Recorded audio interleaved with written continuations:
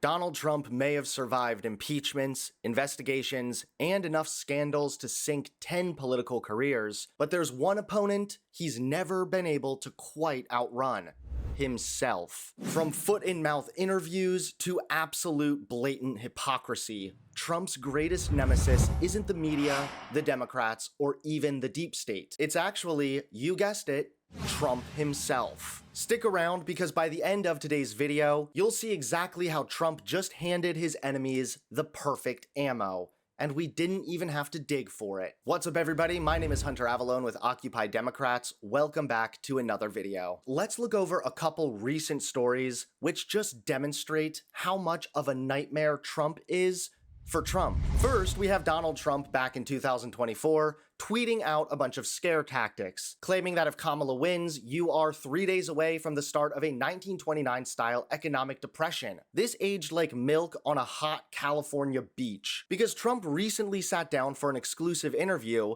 when he was asked if he was concerned about a recession. This was his answer. Are you comfortable with the country potentially dipping into a recession for a period of time if you are able to achieve your long-term goals? Well, you know, you say some people on Wall Street say, well, I tell you something else. Some people on Wall Street say that we're going to have the greatest economy in history. Is it okay in the short term to have a recession? This.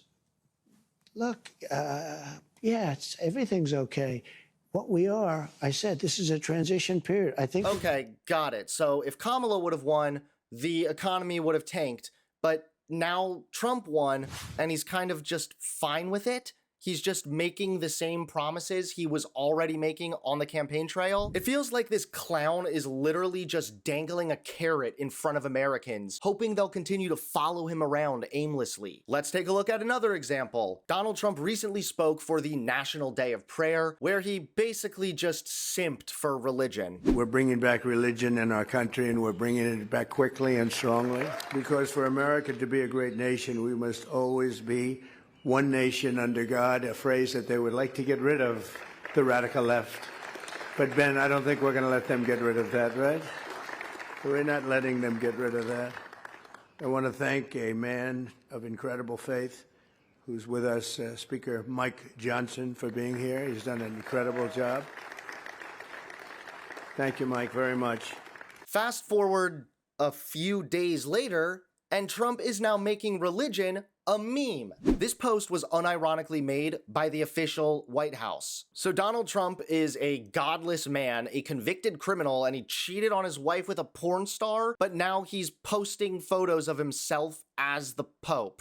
This is a direct insult to anybody who is Catholic, Christian, religious in general. So when Trump needs to feel good by earning the evangelical vote, he is super into religion. You know, he loves the Bible. But the minute he loses interest in that, he just mocks religion if it helps make him feel good about himself. This is the problem with having an insecure man baby as the president. Even more so, Trump recently slammed Joe Biden for basically weaponizing the Department of Justice. Our predecessors turned this Department of Justice into the Department of Injustice, but I stand before you today to declare that those days are over, and they are never going to come back. They're never coming back.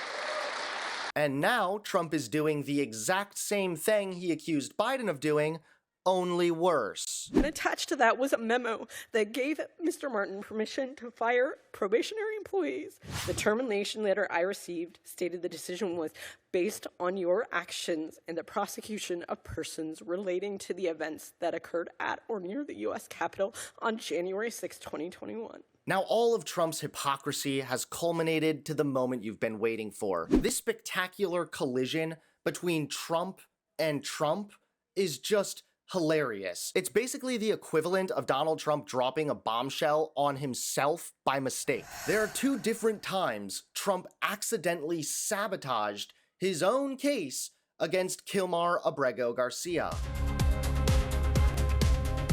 We have breaking news, as Trump may have just torpedoed his own case against Garcia, a Maryland man wrongfully deported. Once again, this proves that Trump is his own worst enemy. In a stunning, self-inflicted blow, Donald Trump has publicly admitted twice that he can comply with a Supreme Court order and simply chooses not to. In a recent ABC interview, Trump was asked if he could secure the return of Kilmar Garcia, a man wrongfully deported under Trump's own policy. His answer, I could. This is not an innocent, wonderful gentleman from Maryland. I'm not saying he's a good guy. It's about the rule of law. The order from the Supreme Court stands, He came sir. into our country illegally. You could get him back. There's a phone on this desk. I could. You could pick it up, and with all the power of the presidency, you could call up the president of El Salvador and say, send him back right now. And if he were the gentleman that you say he is, I would do that. But the court has he's ordered not. you to facilitate that. I'm not the one making this decision. We have lawyers that don't want to do this. But the buck stops in this office. No. I follow the law. You want me to follow the law? If I were the president that just wanted to do anything, I'd probably keep him right where he is. Supreme Court says what the law is. Listen, I was elected to take care of a problem. This isn't just defiance of a court order, it's a legal faceplant. The Supreme Court explicitly ordered the administration to facilitate Abrego Garcia's return.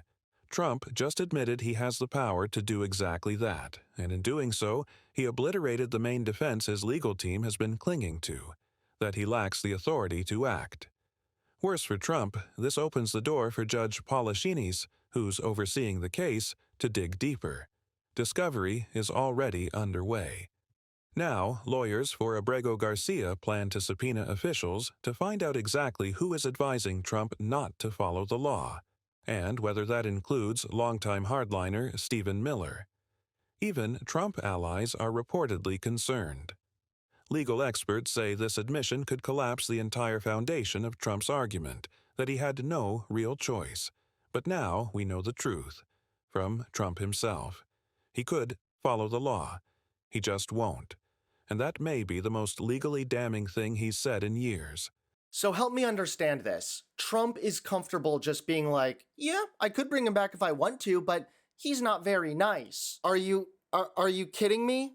I'm sorry, but due process is for everybody. In fact, due process is specifically for people that are not very nice. That's how you definitively determine they're not nice. Even worse, Donald Trump continuously lies about Kilmar Abrego Garcia, claiming that he was part of MS-13 and that his tattoos definitively prove this. Hold on to your MAGA panties, conservatives, because I'm about to blow your mind, okay? Garcia's tattoos do not prove that he was part of MS-13, not by a mile. The Trump administration is still claiming that 4 small tattoos on Garcia's fingers, a cross, a skull, a smiley face, and a marijuana leaf, prove he's a member of MS-13.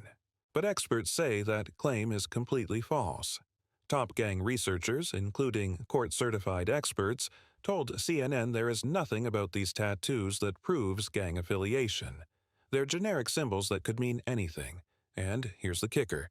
The image Trump held up at the Oval Office was digitally altered. Letters and numbers like M, S, 1, and 3 were photoshopped onto Garcia's hand. The actual photos of his hand show only the symbols. No letters, no numbers. The White House still hasn't confirmed whether they believe the actual tattoos say MS-13. Experts say real MS-13 members openly brand themselves with bold, obvious gang markings, not cryptic symbols. Garcia has no criminal convictions in the U.S. He worked as a day laborer, supported a family, and was ordered by a judge not to be deported. Trump's entire case rests on shaky, manipulated imagery, not facts, not court evidence, and certainly not justice. Stop being an idiot. A tattoo that has nothing to do with MS-13, that doesn't say MS-13, is not MS-13. This is what it means. Smoke pot, get high, love God until I die. That's what actual tattoo artists said that means. Tattoo artists who have tattooed that on other people before. And even more so, Trump repeatedly sabotaging himself, acting as his own worst enemy. It's translating to Trump being a significant enemy and threat to the family of Garcia. It's been 50 days. 50 days of pain and suffering. 50 days of uncertainty.